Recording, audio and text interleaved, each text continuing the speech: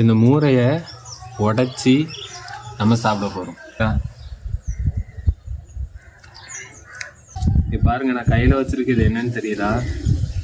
இதுதான் கடல் மூரை. இது ஒவ்வொரு பாருக்குள்ள ஒவ்வொன்றும் இது மூலமாக அப்படியே பிடிச்சி இருந்து வரும். கண்ணை பாருங்க, இதுதான் அதோட கண். பக்கத்தில் கொண்டா இந்த இருக்கு பார்த்தீங்களா? இதுதான் அதோட கண். உயிரோடு இருக்கு பாருங்க. இந்த மூரையை உடைச்சி நம்ம சாப்பிட போகிறோம். ஆனால் இதில் சதை அவ்வளோவா இல்லாதனால இது எல்லாத்தையுமே உடைக்கலை. சதை இவ்வளோதான் இருந்திருக்கு பாருங்கள். இது ரெண்டாக உடைக்கவும் இவ்வளோதான் இருந்திருக்கு. இந்த எல்லோ கலரில் இருக்க தான் சாப்பிடணும். இந்த கருப்பில் இருக்குதுன்னா கழிவு. ஸோ இதெல்லாம் ரிமூவ் பண்ணிடணும்.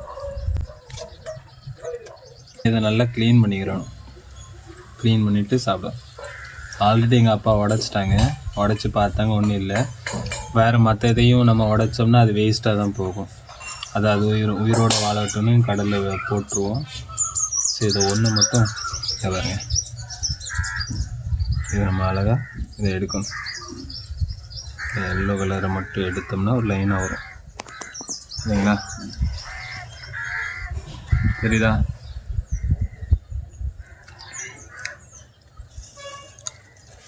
நல்லா இருக்கும்.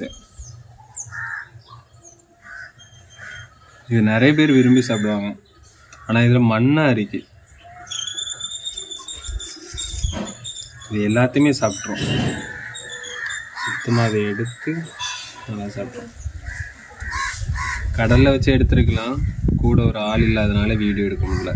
அதனால தான் வீட்டுக்கு வந்து எடுக்கிறோம்.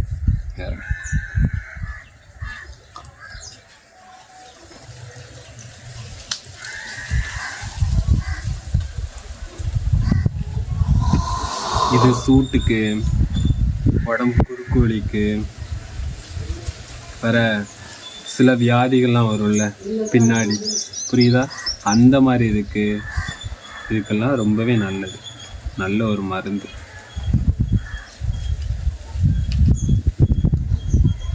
டாட்டா. இந்த மாதிரி நீங்கள் சாப்பிட்ருக்கீங்களா? இந்த மாதிரி உங்களுக்கு சாப்பிட தோணுதா? கமெண்ட் பண்ணுங்கள். இந்த மாதிரி புதுசாக கடல் சம்மந்தப்பட்ட விஷயங்கள் தெரிஞ்சுக்க ஆசைப்பட்டிங்கன்னா பேஜை ஃபாலோ பண்ணிக்கோங்க.